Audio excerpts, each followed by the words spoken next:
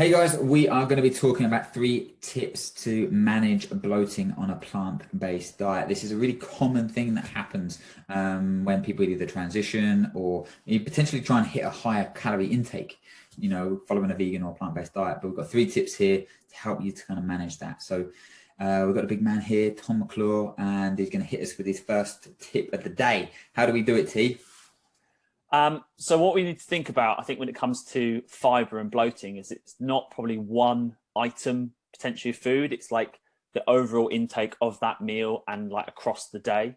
So I think we're very guilty sometimes, like, kind of point the finger at one area. So on a plant-based diet, it's likely that maybe we're eating more beans, more lentils, more pulses. So, our protein and carb sources do have a higher amount of fiber. So maybe we need to then think about just making some switches and moving things around a little bit. So number one is, like, sounds a bit silly, but almost eat unhealthy carb sources. Now, what I actually mean by Don't be this, labeling it as unhealthy, T. Don't but it's often connotated as being unhealthy, like white rice, where actually the calories are very similar, the carbs are very similar, but often, like, when we're in the shopping aisles, we tend to pick up like the whole grain bread, the whole grain pasta, the whole grain rice, because we're thinking fiber, good for us, etc. But we're going to be getting enough fiber on a plant-based diet from our beans and our lentils. So all that fiber together can obviously cause, digestive issues and bloating. So if we've got higher fiber from beans and lentils, then we can choose the lower fiber option from our other carb source in that meal. Yeah, love that. Like, it's something that people, again, it's hard to make that choice. It's hard to make that change and think that you're still going to make progress, because we've just been rammed home that white rice and white bread and all of these things are the devil. So pairing, like, black beans and white rice is a really nice kind of combination. So that type of thing is how I think is a really nice way to reduce bloating, for sure. So like we're talking about carbohydrate sources and making those kind of simple swaps to, like more kind of what we would call refined carbohydrates that have been stripped with a few things, and stripped of, that kind of fiber. So they are a little bit easier to digest. So, I mean, happy days. A plan that allows you to kind of eat those things. Well, we're winning. So we're talking about carbohydrate sources, but we can also maybe kind of manage, certain kind of vegetable choices, and, how do we approach that? Yeah, so again, maybe we're thinking, broccoli and cauliflower and cabbage. And again, these are great foods, but again, they're voluminous and they're high fiber. So do we have to have them 3 meals a day? No, maybe not. Maybe we can look at spinach and tomatoes and peppers, things that are more water-based and much easier for the gut to digest.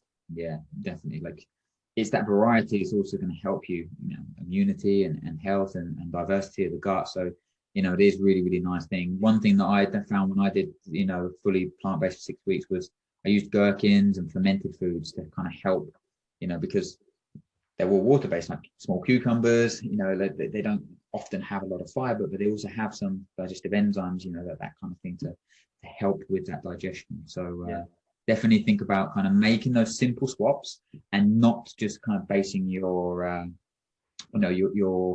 carbohydrate source and veg source around brown rice and broccoli.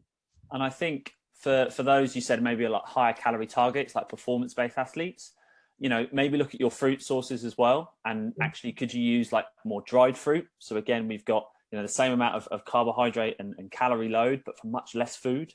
So it's easier to digest, and you can maybe use that around your training. Yeah, definitely. And when you get into a higher target, it's harder, regardless if you're following plant-based. This is where you've probably got to lose a little bit of liquid nutrition as well. So again, liquid nutrition doesn't necessarily have an impact, as much as eating the whole fruit or whatever in terms of having to digest it. So, this is a nice way to kind of add that in as well, mate. So great tip. Number 2, hit me with the second tip you have for a bit of bloating management. I think number 2, has got to be, often when I see people talk about bloating, I feel they're probably a bit of a grazer. So maybe they need to kind of balance out their structure and evenly distribute things a little bit more throughout the day. Yeah. What we often see as well is kind of people, for whatever reason, maybe they're not organized or they've missed a snack or something, and suddenly they've got this kind of backload at the end of the day. And then they're sat down, particularly on a plant-based diet, suddenly they've got double the amount of lentils and beans and rice and everything, and cauliflower and cabbage all on the plate. There's a lot of food to eat. So if you're kind of constantly grazing and picking at things, like, you don't give your digestive system a break. Yeah. We want like a period of eating where we kind of, rest and digest. And then, we want a period when we give our gut a break. I think, a minimum of kind of 2 to 3 hours between having something to eat is always recommended. And a little bit of planning, like I say, so you don't end up with this like I say, backload of calories later on in the day. So plan your meals a little bit, plan your snacks as well. So you're eating enough at meal times to make you be able to go 2 to 3 hours without wanting something to eat. Definitely. That meal distribution and meal structure is, if you've worked with me or any of our kind of programs plans, hammer home this. I don't like if it fits your macros. I think it's a very inefficient way to, set up a nutrition plan and just, starve yourself or have a really inconsistent meal pattern and then just make everything up in the evening, by using maybe nutrient dense void foods and stuff like that. Say it's very challenging, and bloating potentially can occur if we do follow that and then trying to make up 1,200 calories, in a small amount of, small window, isn't it? It's very, very hard to do. And even more so on a plant-based diet, because naturally there's slightly higher volume and higher fiber. So, that meal distribution is so crucial, but then don't fall into the trap of grazing. I say, like Tom said, give yourself a bit of a break. And that's going to massively help with reducing that bloating. So, kind of following on from that, we're talking about meal structure, but I think we spoke just off now about a food environment and eating environment, and I think that's such a crucial thing, isn't it? That's the kind of final tip that you got for us here, yeah? Yeah, like eating in a calm environment. Like, again, if you've worked with me and other guys here at PH, like, I think it's often something that we overlook, and we're probably all guilty of it occasionally. I think if we can eat in a calm environment, so like without distraction, so like try not to have the telly on, try not to be on your phone, it's going to help you relax. It's going to help you eat slower. You're probably going to chew your food better. And therefore you're going to, help your digestive system by taking some of the load out of it. I think we can all be guilty of kind of rushing our meals. So trying to be present, like say chewing our food, putting the cutlery down, at a table that's designed for eating. Like if you're working at home, like go have lunch somewhere else. Don't be stuck in front of the laptop. Yeah, it's so crucial. And it's, I think when I, scroll through social media and I'm watching people's other videos and, we try to always kind of create unique content and be packaging things in a certain way. And it's these simple tips though. It's these simple things, these basics that actually make a real difference.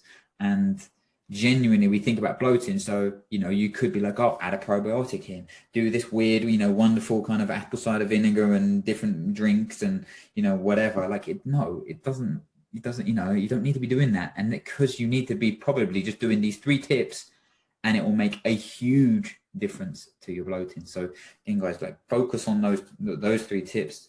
I think they're fantastic. And it's just a nice reminder. It's even a reminder for me, to make sure that you do remove yourself from your work environment and be present and not be thinking, I've got to rush back and send that email, or whatever, because actually the extra 5-10 minutes is probably going to be a massive benefit to the digestive system if you just take that a little bit of time and chill out. So good, love that, mate. 3 tips help reduce bloating. Guys, comment below if you've got any kind of tips as well that have been really beneficial for you that you found that have worked in terms of helping you to manage these digestive system symptoms following a plant-based diet. T, as always, what a pleasure. Thank you very much, mate, and talk to you guys soon.